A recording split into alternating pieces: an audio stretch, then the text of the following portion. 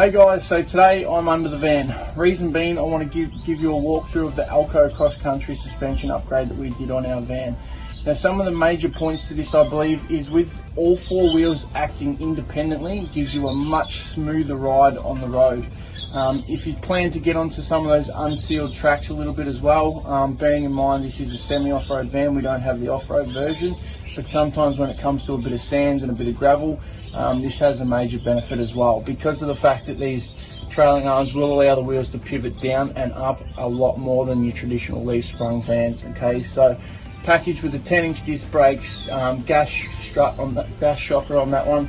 Another benefit to this is these maintenance-free trailing arm bushes, which is really cool as well. So not jumping under here all the time to pump them full of grease. They are packed at the factory, done once and once only, so maintenance free for life, which is really cool with that one as well.